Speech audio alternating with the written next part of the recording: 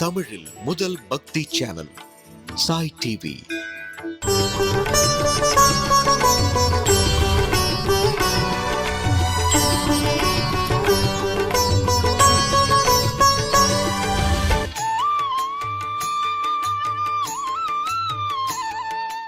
Sai TV நேயர்கள் அனைவருக்கும் என்னோட அன்பான வணக்கங்கள்.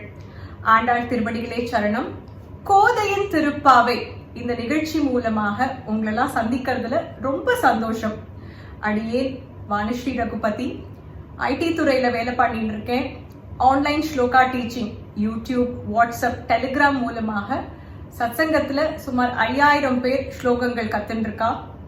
சுப்பிரமணிய புஜங்கம், கனகதாரா ஸ்தோத்திரம், லலிதா சகஸ்ரநாமம், ஆதித்ய ஹிருதயம், மகாபரிவா எழுதின துர்கா பஞ்சரத்னம், அஷ்டகங்கள், பஞ்சரத்னங்கள், இப்படி நிறைய ஸ்லோகங்கள் கத்துன்னு இருக்கோம். சனாதன தர்மத்துல நிறைய மார்க்கங்கள் இருந்தாலும் எல்லாரையும் கவரும் மார்க்கம் பக்தி மார்க்கம். அந்த பக்தி மார்க்கத்தோட அழகே நம்ம சொல்லும் ஸ்லோகங்களும் ஸ்தோத்திரங்களும். எவ்வளவு மகான்கள், ஆச்சாரியர்கள் பலவிதமான ஆழ்ந்த அர்த்தங்களும் அழகும் நிறைந்த ஸ்லோகங்களை நமக்காக எழுதி கொடுத்திருக்கா. அதெல்லாம் கத்துக்கணும்னா ஒரு ஜென்மா போதாது. இந்த மார்கழி மாதம் என்ன ஸ்பெஷல்? மார்கழி மாதம்னாலே நமக்கு நிறைய விஷயங்கள் ஞாபகத்துக்கு வரும்.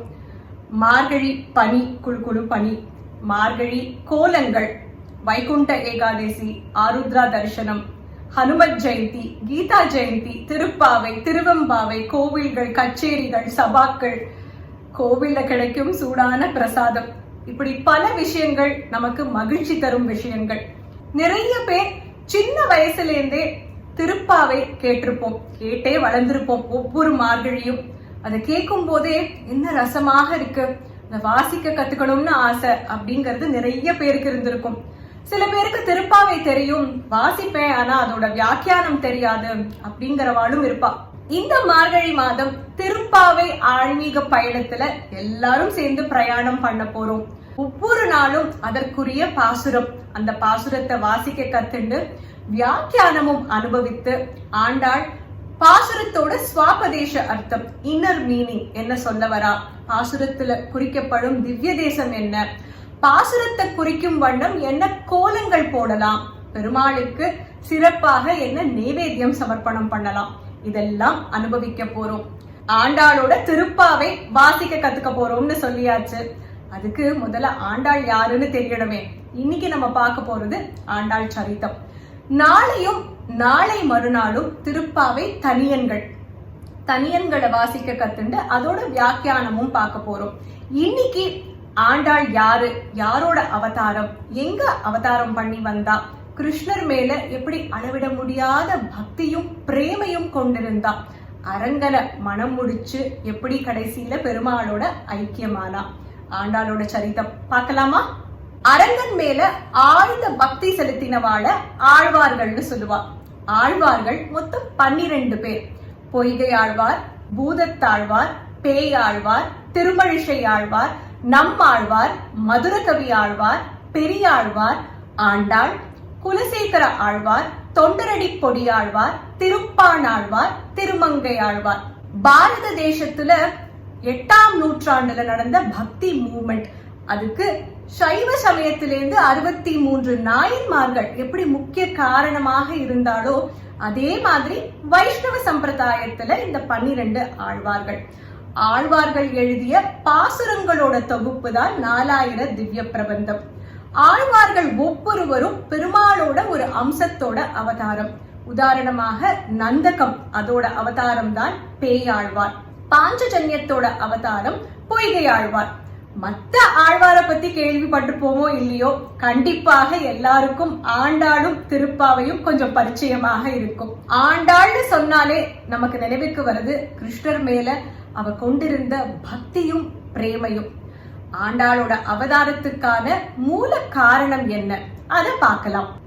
துவாபர யுகத்துல மகாவிஷ்ணு கிருஷ்ணாவதாரம் எடுத்து இந்த பூமிக்கு வர நமக்கெல்லாம் பொக்கிஷமான பகவத்கீதை அத அனுகிரகம் பண்ற. அவதாரம் முடிஞ்சதுக்கு அப்புறமாக வைகுண்டம் போற அவருக்கு ஒரு ஆத்ம திருப்தி, பகவத்கீதைய உபதேசம் பண்ணிட்டு வந்திருக்கோம், அது பிரகாரம் எல்லாரும் நடந்துட்டு இருப்பா, உலகமே நல்ல க்ஷேமமாக இருக்கும்னு பார்த்தா துவாபர யுகம் முடிஞ்சு கலியுகம் வந்துடுறது. கலியுகத்துல அதர்மமும் அட்டூழியமும் ஜாஸ்தியாருது. பெருமாளுக்கு ஒரே மன வருத்தம். ஸ்ரீதேவி கிட்ட நான் மெனக்கட்டு ஒரு அவதாரம் பண்ணி போனேன், இந்த பூமிக்கு பகவத்கீதைய உபதேசமும் பண்ணினேன், 4 மார்க்கங்கள்ல ஏதாவது ஒரு மார்க்கத்தை பின்பற்றி வாழலாம்னு ஆப்ஷன்ஸ் வேற கொடுத்தேன். ஆனா யாரும் நல்ல நெறியில வாழற மாதிரி இல்லையேன்னு ரொம்ப வருத்தப்பட்டாராம்.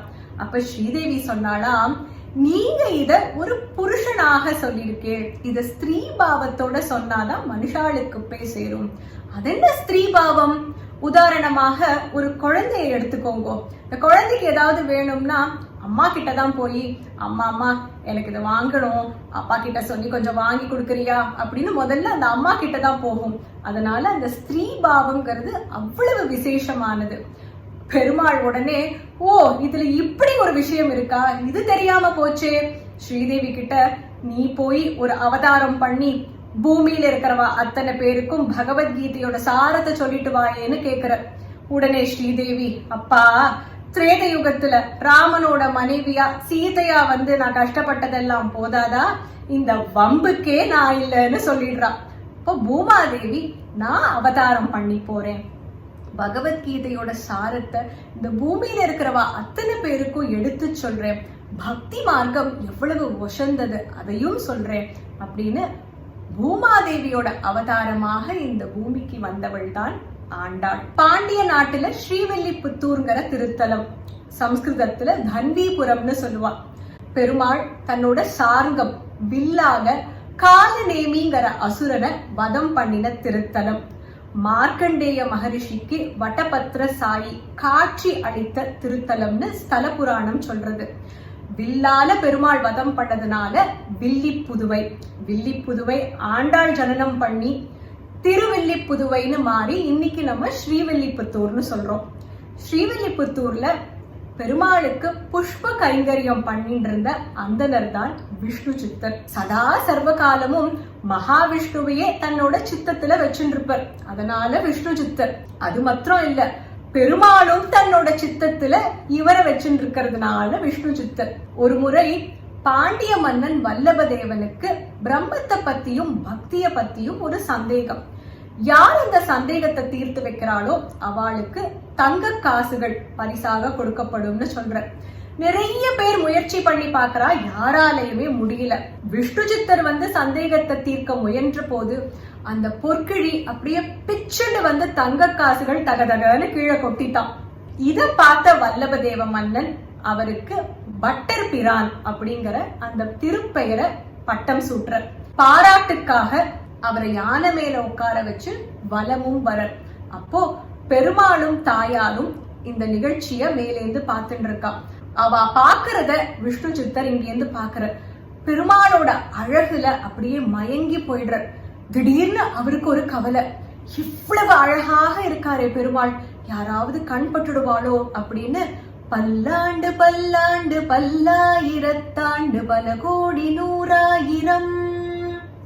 நம்மளாம் பெருமாள்கிட்ட போனா என்ன கேட்போம்? எனக்கு நீண்ட ஆயுள குடுன்னு வேண்டுவோம். ஆனா விஷ்ணு சித்தரோ பட்டர் பிரானோ நீங்க நன்னா இருக்கணும், நீங்க க்ஷேமமாக இருக்கணும், பல்லாண்டு காலம் வாழணும்னு வாழ்த்தினாராம். அந்த பெருமாளையே வாழ்த்தினதுனால இவருக்கு பெரியாழ்வார்ங்கிற திருப்பெயர். பெருமாளுக்கு எல்லாமே பெருசுதான். பெரிய கோவில், பெரிய கோபுரம், பெரிய பிராட்டி, மாமனாரும் பெரியாழ்வார். பெரியாழ்வார் இப்படி பல காலம் ஸ்ரீவில்லிபுத்தூர்ல புஷ்ப கைங்கரியம் பண்ணிட்டு வந்தார். ஒரு நாளைக்கு திடீர்னு நந்தவனத்துல பூமிய பிளக்கும் சத்தம் கேட்கறது. அன்றைய தினம் ஆடி மாதம் வெள்ளிக்கிழமை பூர நட்சத்திரம். என்ன சத்தம்னு போய் பார்த்தா துளசி மாடத்துக்கு பக்கத்துல ஒரு அழகான குழந்தை, பெண் குழந்தை தக தக தகன்னு ஜொலிக்கிறது பிரகாசத்துல. சுருட்ட சுருட்ட கேசம், மீன் மாதிரி கண்கள், கொவ்வைப்பழம் போன்ற உதடுகள். சுத்தி முத்தி பாக்குறார் யாரோட குழந்தைன்னு. அவருக்கு தெரியறது இது பெருமாள் தனக்கு தந்த பிரசாதம்னு. அழகான கேசம் இருக்கிறதுனால அவளுக்கு கோதைங்கிற பெயர், பூங்கோதைன்னு சொல்லுவோமே. இவர் கோதைன்னு பெயர் சூட்டுவதற்கு இன்னொரு காரணமும் உண்டு. திரேத யுகத்துல மகாவிஷ்ணு ராமனாக அவதாரம் பண்ணி வந்த சீத்தையோட கானகம் போய் அங்க ராவணன் வந்து சீதைய அபகரிச்சுட்டு போயிடுறான். ராவணன் சீதைய கொண்டு போகும்போது சீதை அங்கிருந்த பசு பக்ஷி நதி செடி கொடி எல்லாத்துக்கிட்டையும் அழுதுண்டே ராமர் என்னை தேடி வருவர், அவருக்கு தெரியாது இந்த படுபாவி அசுரனான ராவணன் என்ன தூக்கிண்டு போறான்னு, அவர் வந்து கேட்டா சொல்லு ராவணன் தான் என்ன தூக்கின் போயிட்டான்னு சொல்லுன்னு ஒவ்வொன்னா சொல்லிட்டு போறான். ராமரும் வரர் சீதைய தேடற. அங்கு பாய்ந்து ஓடும் கோதாவரி நதி கிட்ட கேக்குற, என்னோட சீதை எங்க, யாரு தூக்கின் போனான்னு. கோதாவரி நதியோ ராவணனுக்கு பயந்து வாயே துறக்காம ஒண்ணுமே சொல்லலையாம். அவனோட கோபத்துக்கு யாரு ஆளாகிறதுன்னு பயம் அந்த நதிக்கு. உண்மையை சொல்ல மறுத்ததுனால கோதாவரி நதிக்கு சாபம். அந்த சாபம் எப்போ தீரும்னா, எப்போ ஒரு பவித்திரமான அவதாரம் அவளோட பெயர் கொண்டு இந்த பூமியில வருதோ அப்பதான் சாப விமோச்சனம். கோதா கோதைங்கிற பெயர் பூமாதேவியோட அவதாரமாக இந்த பூமிக்கு வந்ததுக்கு அப்புறம் தான் கோதாவரி நதிக்கு சாப விமோச்சனம். அவளோட பவித்திரத்தன்மை அவளுக்கு திருப்பி கிடைச்சது. பகவானோட வரப்பிரசாதமாக இந்த பெண் குழந்தை நமக்கு கிடைச்சிருக்குன்னு ரொம்ப சந்தோஷமாக வளர்த்து வந்தார் விஷ்ணு சித்தர். எல்லாரும் பொதுவாக குழந்தைக்கு பாலூட்டி சீராட்டி வளர்ப்பா. விஷ்ணு சித்தரோ கிருஷ்ணரோட பக்தியும் பிரேமையும் சொல்லி வளர்த்தர் கோதைக்கு. கண்ணனோட விளையாட்டுகளும் கண்ணனோட லீலைகளும் இதையேதான் சொல்லிட்டு இருப்பாரா கோதைக்கு.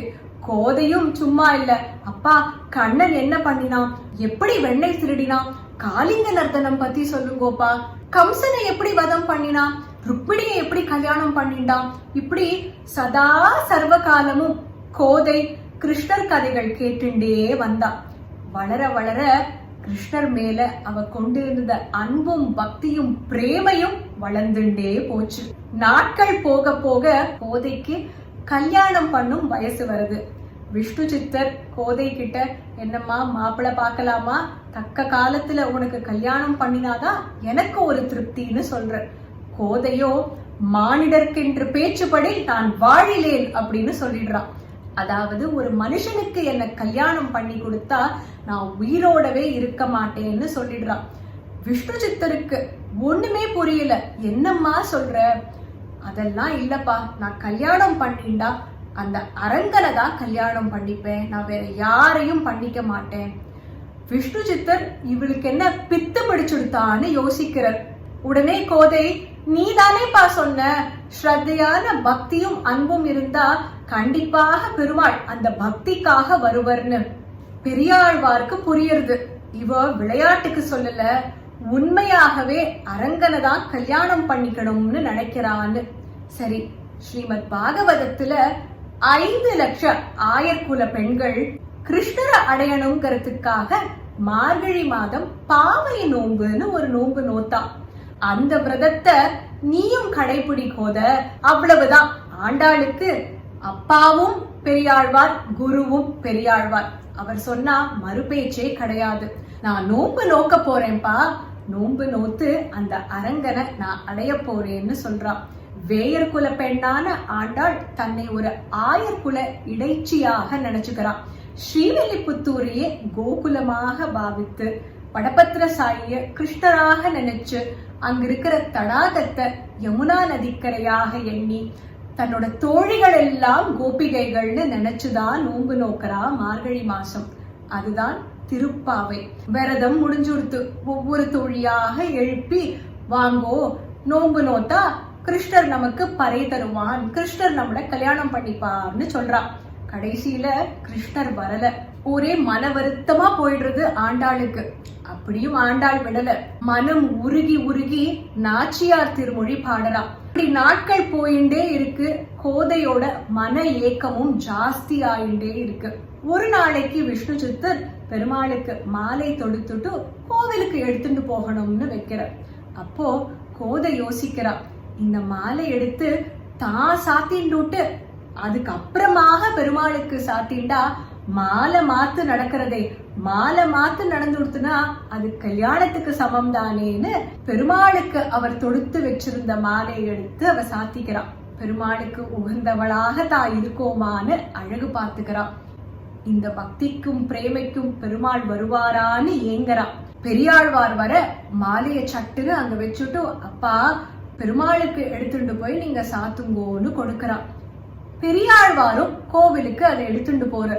அங்க போய் அங்க இருக்கிற பட்டர் கிட்ட கொடுத்தா அதுல கேசத்தோட வாசனை வருது, அங்கங்க ரோமமும் இருக்கிறது தெரியறது. பட்டருக்கு கோபம் வந்துடுறது.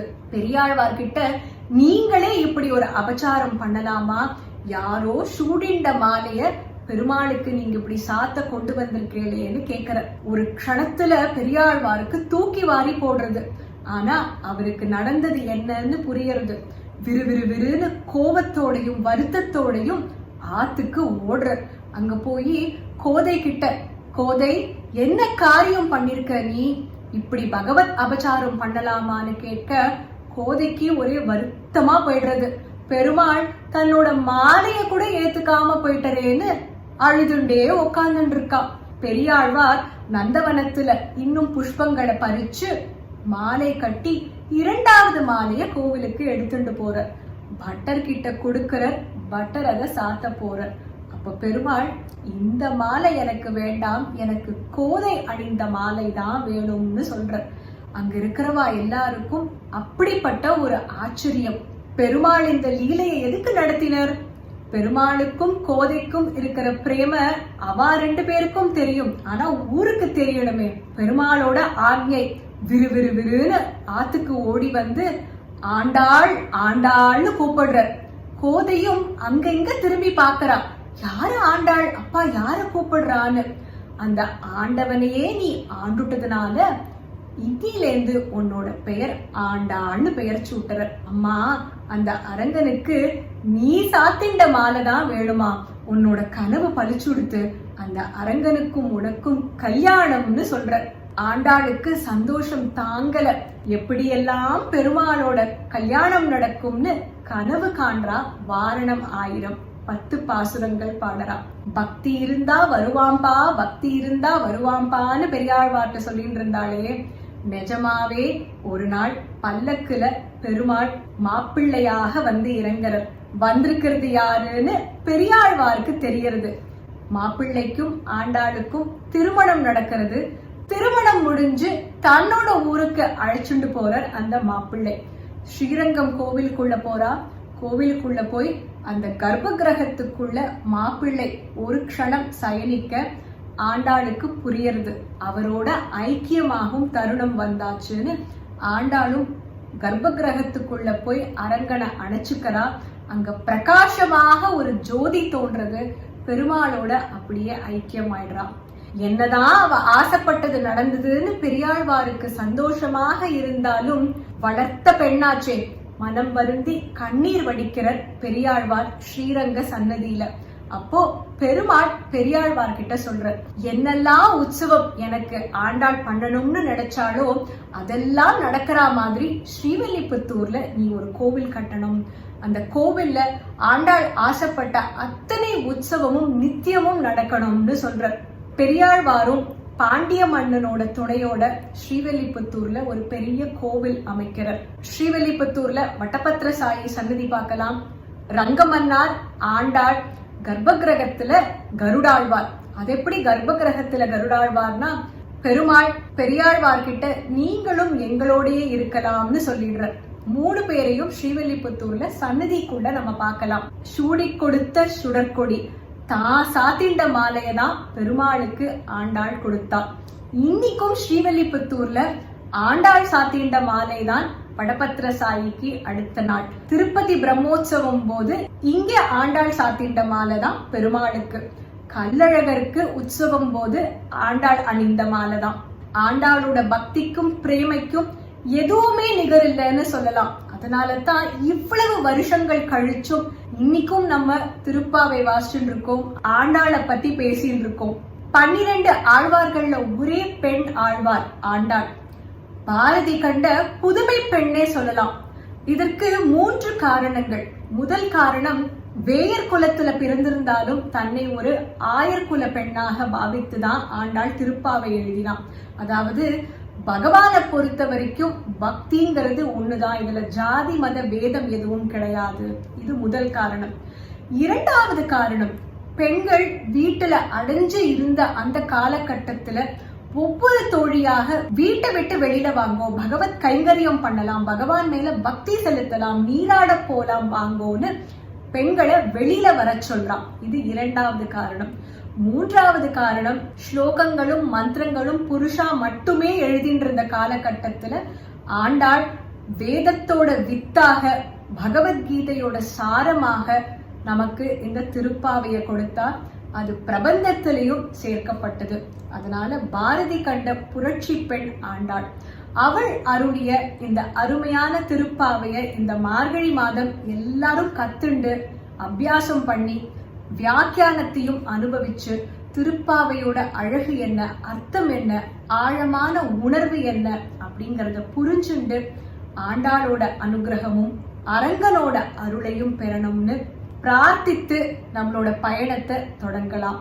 திருவாடி பூரத்து ஜகத்துதித்தாள் வாழியே, திருப்பாவை 30 செப்பினாள் வாழியே, பெரியாழ்வார் பெற்றெடுத்த பெண் பிள்ளாய் வாழியே, பெரும்பதூர் மாமுனிக்கு பின்னானாள் வாழியே, 140 மூன்றுரைத்தாள் வாழியே, உயர் அரங்கற்கே கண்ணி உவந்தளித்தாள் வாழியே, மறுவாரும் திருமல்லி வளநாடி வாழியே, வன்புதுவை நகர்கோதை மலர்பதங்கள் வாழியே.